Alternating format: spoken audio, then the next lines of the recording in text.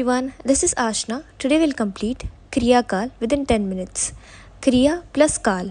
क्रिया का अर्थ है चिकित्सा. अब शरीर में जितनी भी धातुएं हैं उनकी विषमता किसी प्रकार न हो और सम धातुओं का अनुबंध रहे, इसीलिए हम क्रिया करते हैं यानी चिकित्सा करते हैं. आगे आचार्य सुश्रुत ने सुश्रुत संहिता में 6 अवस्था बताई है. कौन सी? संचय, प्रकोप, प्रसर, स्थान संचय, व्यक्त अवस्था और भेद अवस्था. फर्स्ट समझते हैं संचय अवस्था. छोटा सा श्लोक है. अकॉर्डिंग टू अष्टांग हृदय, चयो वृद्धि स्वान्यन वेव, अर्थात जिन स्थानों पर दोषों की वृद्धि हो जाती है उसे संचय या चय कहते हैं. नॉर्मल लैंग्वेज में समझते हैं. अगर किसी स्थान पे अक्यूमुलेशन ऑफ दोष होता है उसे हम संचय अवस्था कहते हैं. ये फर्स्ट स्टेज है डिजीज़ को मतलब डिजीज़ होने के लिए. और इसके लक्षण क्या है? वात का अगर संचय हो जाए तो कोष्ठ में भारीपन होगा और हैवीनेस फील होगा, भरा भरा महसूस फील होता है. अब सेकंड, पित्त का संचय होने से त्वचा, नेत्र, नख आदि पीले रंग के दिखाई देते हैं. अब कफ का संचय होने से मंद अग्नि, अंगों में भारीपन तथा आलस्य आदि. नेक्स्ट, प्रकोप अवस्था. कोपस्तु उन्मार्ग गामिता, दोषों का उन्मार्गामी होना प्रकोप कहलाता है.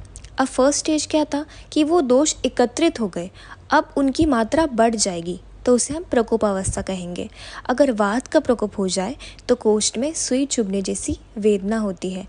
पित्त का प्रकोप होने पर आम्ल उद्गार, प्यास और जलन होती है. और कफ के प्रकोप होने पर अन्न में अरुचि और अन्न द्वेष होता है. थर्ड स्टेज करते हैं, तृतीय क्रियाकाल भी कह सकते हैं इसे, प्रसर अवस्था. अब प्रसर अवस्था, प्रसर यानी स्प्रेड होना. अगर दोषों का संशोधन या शमन नहीं किया जाता है. शोधन और शमन डिफरेंस समझो. शोधन मतलब दोषों को शरीर से बाहर निकालना. जैसे हम पंचकर्म करते हैं तो उसमें बस्ती, विरेचन और वमन करते हैं तो उसे संशोधन कहते हैं. और शमन, शमन यानी अंदर ही अंदर उसे शांत कर देना. तो ये कह रहे हैं कि अगर हम उन्हें शांत नहीं करते हैं तो फिर वो अपने स्थानों से अन्य स्थानों में जाकर फैलने लगते हैं, चलायमान होकर इधर उधर फैलने लग जाते हैं. किसके द्वारा? स्रोतों के द्वारा. सर्वत्र दोषों का फैलना प्रसर अवस्था कहलाता है. अब लक्षण की बात करें, जब वायु का प्रसर होता है तो पेट में गुड़गुड़ाहट होती है. पित्त का प्रसर होने पर उष्णता, चूसे जानी जैसे पीड़ा, जलन, धुएं के समान डकार आती है. कफ का प्रसर होने पर अरुचि, अपच, अंगों में थकावट और उल्टी आती है. नेक्स्ट, सबसे इम्पॉर्टेंट, स्थान संचय अवस्था. MCQ point of view. स्थान संचय अवस्था में ये समझो पहले तो, जो आचार्य चक्रपाणी ने दिया है, दोष दुष्य समुज्जना. दोष यानी जो शरीर को दूषित करते हैं और दुष्य मतलब जो धातु, दोष और मल है, जब इनका संयोग होता है उसे दोष दुष्य समुज्जना कहते हैं. अब स्थान संचय अवस्था में हमें जो श्लोक है वो भी बहुत इंपॉर्टेंट है. प्रसिद्धनाम पुनः दोषानाम स्त्रोतो वैज्ञानात् यत्र संगस सांस संश्रय. स्त्रोतो वैज्ञानात् बहुत बहुत इंपॉर्टेंट वर्ड है इसमें. नेक्स्ट, व्यक्त अवस्था. पहले स्थान संचय अवस्था में हमें पूर्व रूप यानी प्री सिम्टम्स दिखाई दे रहे थे.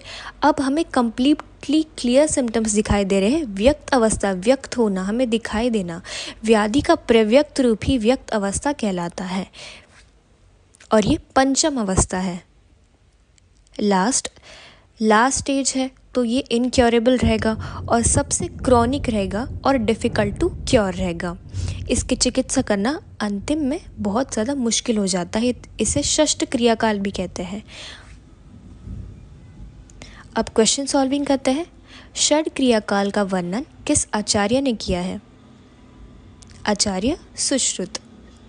दोष दुष्य समुज्जना किस अवस्था में आती है? स्थान संचय अवस्था.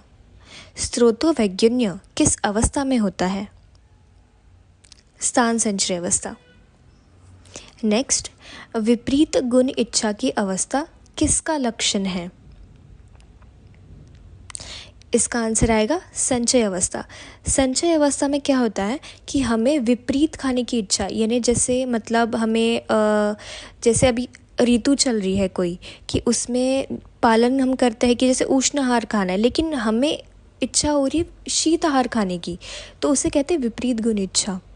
फिफ्थ क्वेश्चन, कौन सी अवस्था अरिष्ट का लक्षण है? जो अरिष्ट वर्ड है उसका अर्थ है मृत्यु का लक्षण। अरिष्ट वर्ड तुम्हें बार बार चरक में भी दिखाई देगा, अष्टांग हृदय में भी तुम्हें अरिष्ट वर्ड बार बार मेंशन दिखाई देगा। अरिष्ट का मतलब है मृत्यु सूचक। तो इसका जो लास्ट स्टेज था भेद अवस्था, उसमें डेथ हो सकती है, ये भी बताया, वो उसका लक्षण है। नेक्स्ट, किस अवस्था में दोष अपने स्थान से फैलने लगते हैं? प्रसर अवस्था। लास्ट, आम्ल उद्गार किसका लक्षण है? पित्त प्रकोप अवस्था, क्योंकि पित्त प्रसर में तो हमें धुएं के समान डकार आती है, तो इसका आंसर आएगा पित्त प्रकोप। अब एक्सपेक्टेड क्वेश्चंस की बात करते हैं।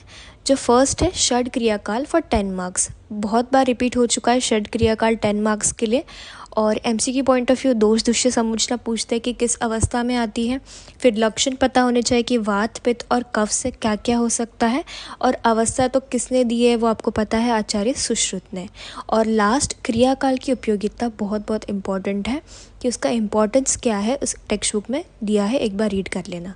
Okay guys, see you in the next video, bye bye.